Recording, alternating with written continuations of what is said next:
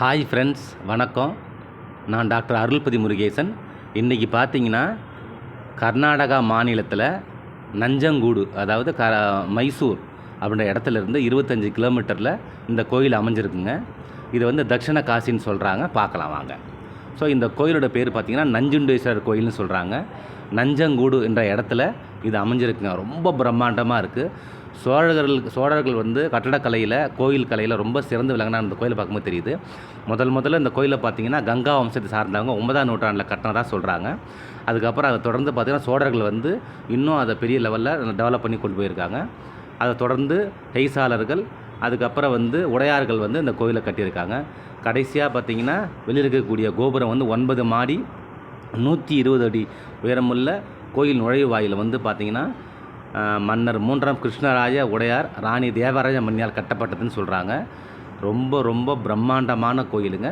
இந்த கோயிலோட ஸ்தல வரலாறு பார்க்கலாம் வாங்க. இப்போ பார்த்திங்கன்னா இந்த கோயில் வந்து 3 விதமான ஸ்தல வரலாறு கதைகள் சொல்கிறாங்க. அதை முதல் பார்த்திங்கன்னா சிவபுராணத்தில் நஞ்சங்கூடு, அது வந்து கரளிபுரி, ஸ்ரீ கரளபுரின்னு சொல்கிறாங்க. ஸோ தென்னிந்தியாவில் புகழ்பெற்ற சிவன் கோயில் இதுவும் ஒன்று. ஸோ அதனால் தக்ஷண காசின்னு சொல்கிறாங்க. ஸோ இங்கே பார்த்தீங்கன்னா இங்கே வந்து கேசின்னு ஒரு அரக்கன் என்ன பண்ணுறான், பிரம்மாட்டையும் விஷ்ணுட்டையும் ஒரு வரம் வாங்கிடுறான். ஸோ அந்த வரம் வாங்கிட்டு தேவர்களையும் முனிவர்களையும் பயங்கரமாக கொடுமைப்படுத்துகிறான்.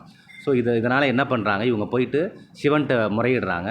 சிவன் வந்து என்ன பண்ணுறாரு, அவங்களுக்கு வந்து தன்னோட அவங்களோட வேண்டுதலை ஏற்று இந்த இடத்துல அவதரித்து அவனை அழிச்சிடுறாரு. ஸோ நஞ்சங்கூடில் வந்து தன்னோட அனுஷ், அதாவது தெய்வீக சுயத்து ஒரு பகுதியை வந்து இங்கேயே இருக்கிறதாகவும், இங்கே வந்து இந்த கபினி ஆற்றுல நீராடிட்டு சுவாமியை பார்க்குறதன் மூலமாக நம்ம பாவங்கள்லேருந்து விடுபடுறதாகவும் ஒரு ஐதீகமாக இங்கே சொல்கிறாங்க. ஸோ ரெண்டாவது பரசுராமரை பற்றி வரலாறை பார்க்கலாம். அதுக்கு முன்னால் நம்ம கோயிலோட பின்பகுதியிலேருந்து இப்போ முன்பக்கமாக நம்ம நடந்து வந்துகிட்டு இருக்கோம். ராஜகோபுரத்தை நோக்கி வந்துக்கிட்டு இருக்கோம். ராஜகோபுரம் மிக பிரம்மாண்டம், 9 அடுக்கு கொண்ட ராஜகோபுரம். இப்போ நம்ம அதை தொடர்ந்து வந்து பார்த்திங்கன்னா பரசுராமரோட பற்றிய வரலாறை பார்க்கலாம். ஸோ தன்னோட தந்தை ஜமத்கனி ஆணை பிரகாரம் தன்னோட தாயோட தலையை வெட்டிடுறாரு. அதனால் அவருக்கு வந்து பார்த்திங்கன்னா மாத்ரு ஹத்யா வந்துடுது.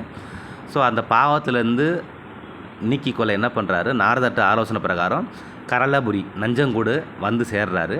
அங்கே சுவாமி நஞ்சுண்டேஸ்வரர் சுவாமியை நோக்கி பிரார்த்தனை செய்கிறாரு. அப்போ சுவாமி அவருக்கு முன்னால் வந்து காட்சி கொடுத்து ஒரு சிவலிங்கத்துக்கு பூஜை செய்யுமாறு சொல்லிவிட்டு மறையிறாங்க.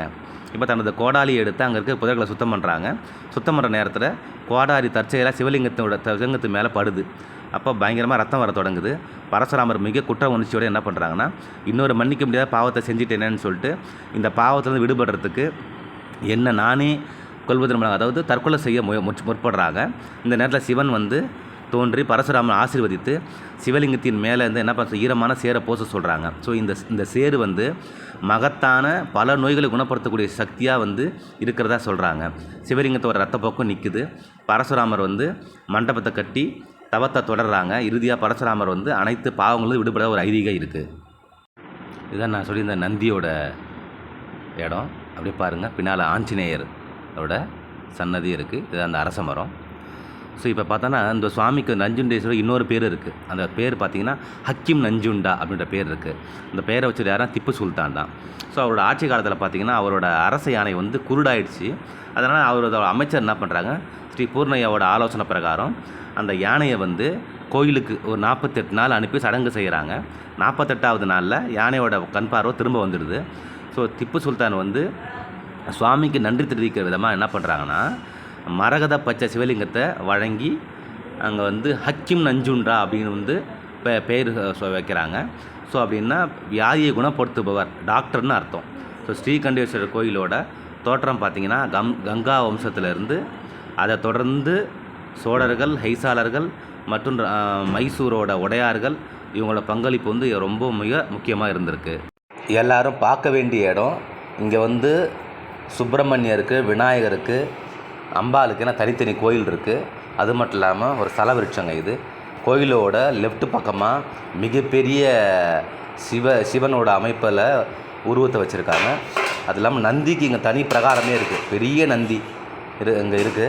எல்லோரும் பார்க்க வேண்டிய இடம். கோயில் திறக்கிற நேரம் பார்த்திங்கன்னா காலையில் 6 மணிலேருந்து மதியம் 1 மணி வரைக்கும், சாயங்காலம் 4 மணிலேருந்து 8:30 மணி வரைக்கும் இருக்கும். எல்லாரும் பார்க்க வேண்டிய இடம் பார்த்துடணும், ஆசீர்வாதத்தை பெருங்க. நன்றி, வணக்கம்.